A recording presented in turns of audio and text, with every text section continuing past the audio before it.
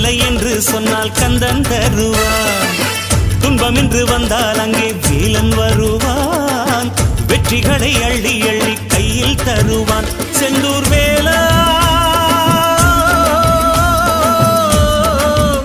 செந்தூர் வேலாவும் வேலை என் போன்ற ஏழை கண் தேடக்கூடாதா?